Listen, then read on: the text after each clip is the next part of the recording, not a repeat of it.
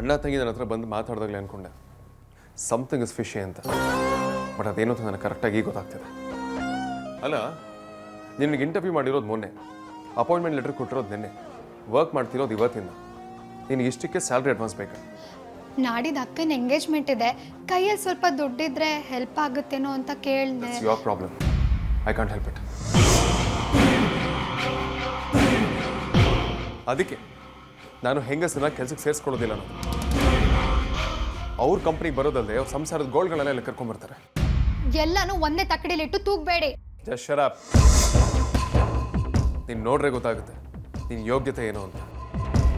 ಇಷ್ಟೆಲ್ಲ ಮಾತಾಡೋದು ನಾನು ಆಗಲೇ ಅಡ್ವಾನ್ಸ್ ಯಾರಿಗೆ ಬೇಕು ಅಂತ ಕೇಳಿದಾಗ ಯಾಕೆ ಮಾತಾಡಿದೆ ಸುಮ್ಮನೆ ಇದೆ? ಬೇರೆ ಪೇಪರ್ಸ್ಗಳ ಜೊತೆ ನಿನ್ನ ಪೇಪರ್ಸ್ನ ಸೇರಿಸಿ ನನ್ನ ಸೈನ್ ತೊಗೊಂಡು ದುಡ್ಡು ಹೊಡೆಯೋ ಆಸೆ ನಿನಗೆ. ಸಾಕು, ನಿಲ್ಸು.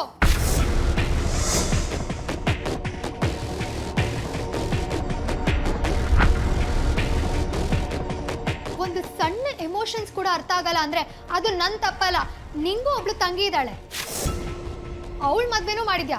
ಒಂದು ಮದ್ವೆ ಮಾಡೋದ್ರಲ್ಲಿ ಎಷ್ಟು ಕಷ್ಟ ಇರುತ್ತೆ ಅಂತ ನಿನಗೂ ಚೆನ್ನಾಗಿ ಗೊತ್ತಿರುತ್ತೆ. ಅಸಂಬದ್ಧವಾಗಿ ಮಾತಾಡ್ಬೇಡ. ಸಂಬಂಧ ಇರೋದಕ್ಕೆ ಹೇಳ್ತಾ ಇರೋದು. ನಿಮ್ಮಂತ ದುಡ್ಡಿರೋರ್ಗೆ ಮದ್ವೆಲೆಲ್ಲಾನು ನೀಟಾಗಿ ಮ್ಯಾನೇಜ್ ಮಾಡೋದಕ್ಕೆ ಕಷ್ಟ ಆಗುತ್ತೆ, ಟೆನ್ಷನ್ ಆಗುತ್ತೆ.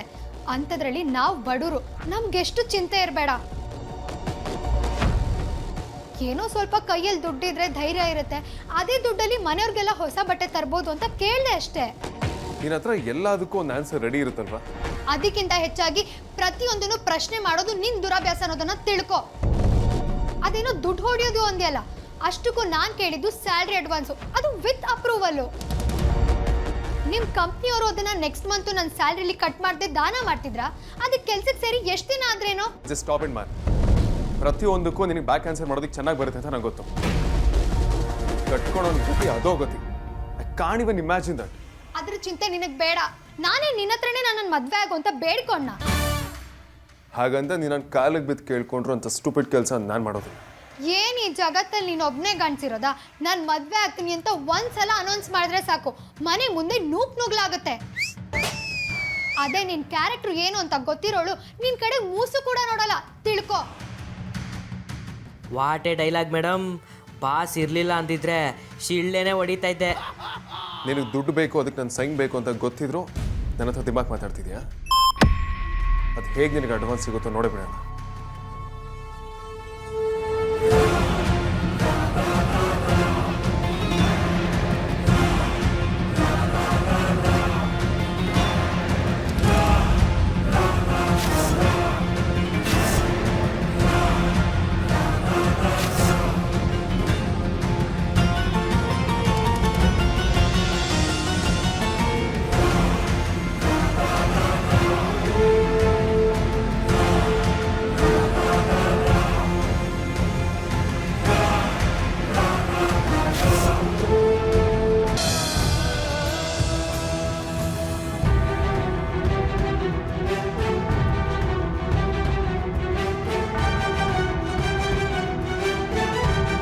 ಕಣ್ಣೀರು ಬರಲಿ ಬರಲಿ ಬರಲಿ, ಅದು ಬರಬೇಕು ಅಂತಾನೆ ಹೀಗೆ ಮಾಡಿ. ನನ್ನ ಕಂಪ್ನಿಲಿ, ಅದು ನನ್ನ ಚೇಂಬರಲ್ಲಿ ನಿಂತ್ಕೊಂಡು ನನ್ನ ಮುಂದೆನೇ ಇಷ್ಟೊಂದು ಮಾತಾಡ್ತೀಯಲ್ಲ, ನಾನು ಬಿಟ್ಬಿಡ್ತೀನಿ. ನಿನ್ನ ಕಣ್ಣೀರಿಗೆ ನಾನು ಕರ್ಕೋತೀನಿ.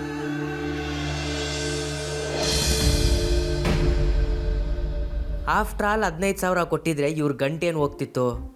ಆಫೀಸಲ್ಲಿ ಇರೋದು ಒಂದೇ ಒಂದು ಹೆಣ್ಜೀವ. ಇವಳು ಕಣ್ಣಲ್ಲಿ ನೀರು ಬಂದರೆ ಆಫೀಸ್ ಉದ್ಧಾರ ಆಗುತ್ತಾ?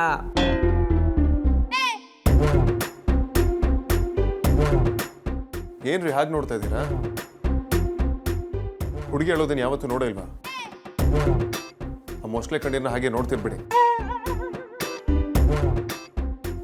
ಕಣ್ಣು ಹೋಗ್ಬಿಡುತ್ತೆ. ಇಲ್ಲ ಬಾಸ್, ಫಸ್ಟ್ ಆಫ್ ಆಲ್ ನಾನು ಇಲ್ಲಿ ಇರಲೇಬಾರ್ದಿತ್ತು. I am sorry boss.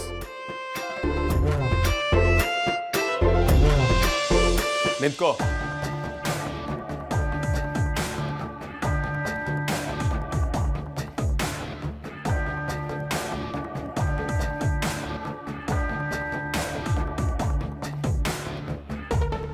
ಏನಂತೆ ನೀನು? ಸೈನ್ ಆಗಿರೋ ಅಪಾಯಿಂಟ್ಮೆಂಟ್ ಲೆಟರ್ ಹಿಡ್ಕೊಂಡು ಕೆಲಸದಿಂದ ತೆಗೆದು ಹಾಕಿದ್ರೆ ನನ್ನ ಮೇಲೆ ಕೇಸ್ ಹಾಕ್ತೀನಿ ಅಂತ ಹೇಳಿದೆ ಅಲ್ವಾ? ನಾನೇನು ಕೆಲಸ ತೆಗೆಯೋದಿಲ್ಲ, ಡೋಂಟ್ ವರಿ. ಬಟ್ ನೀನೇ ಕೆಲಸ ಬಿಡೋ ಹಾಗೆ ಮಾಡ್ತೀನಿ. ನಾನು ನಿನಗೆ ಓಪನ್ ಚಾಲೆಂಜ್ ಹಾಕ್ತಿದ್ದೀನಿ. ವೇದಾಂತ್ ವೆಂಚರ್ಸಲ್ಲಿ ನಿನ್ನ ಲೈಫ್ನ ಹೇಗೆ ನರ್ಕ ಮಾಡ್ತೀನಿ ಅಂದರೆ ನೀನೇ ಓಡ್ ಬಂದು ನನ್ನ ರೆಸಿಗ್ನೇಷನ್ನ ದಯವಿಟ್ಟು ತಗೊಳ್ಳಿ ಅಂತ ಕೈ ಮುಗಿದು ಕೇಳ್ಕೋಬೇಕು. ಹಾಗೆ ಮಾಡ್ತೀನಿ.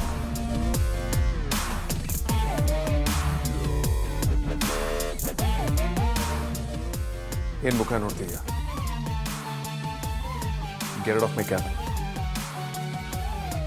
ಇನ್ನು ಯಾವತ್ತೂ ಇಲ್ಲಿ ಕಾಲಿಡ್ಬೇಡ. ಔಟ್.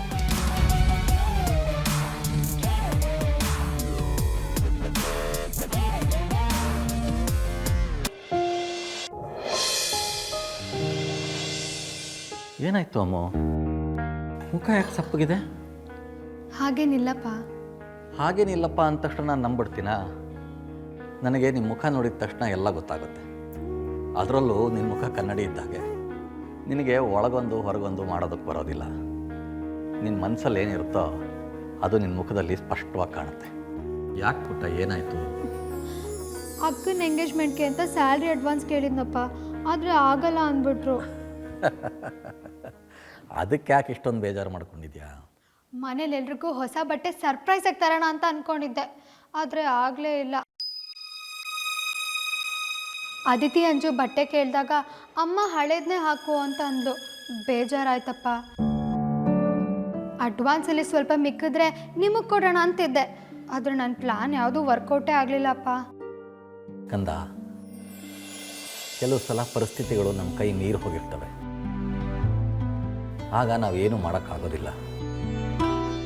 ಬದುಕು ನಮ್ಮನ್ನು ಹೇಗೆ ನಡೆಸ್ಕೋತಾ ಇದೆ ಅನ್ನೋದಕ್ಕಿಂತ ಹೆಚ್ಚಾಗಿ ನಾವು ಬದುಕನ್ನು ಹೇಗೆ ತಗೋತಾ ಇದ್ದೀವಿ ಅನ್ನೋದು ಮುಖ್ಯ. ಈಗ ನೀನೇ ನೋಡು, ಅಡ್ವಾನ್ಸ್ ಇದ್ದಿದ್ದರೆ ಚೆನ್ನಾಗಿರ್ತಿತ್ತು ಅಂತ ಅಂದ್ಕೊಂಡಿದ್ದೆ. ಆದರೆ ನಮಗೆ ಆ ವಿಷಯನೇ ಗೊತ್ತಿರಲಿಲ್ಲ.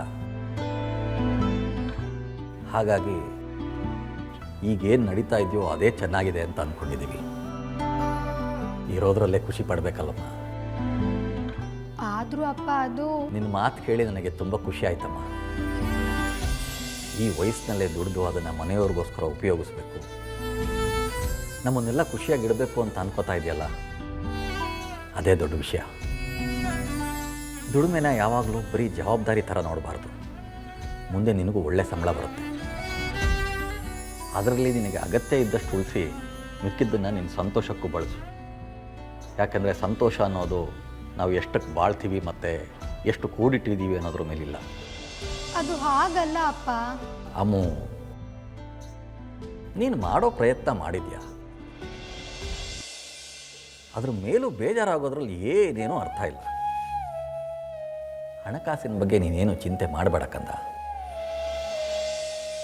ನಾನಿನ್ನೂ ರಿಟೈರ್ ಆಗಿಲ್ಲ. ನಾನಿರೋವರೆಗೂ ನೀವು ಅದ್ರ ಬಗ್ಗೆ ಚಿಂತೆ ಮಾಡೋ ಅಗತ್ಯ ಇಲ್ಲ.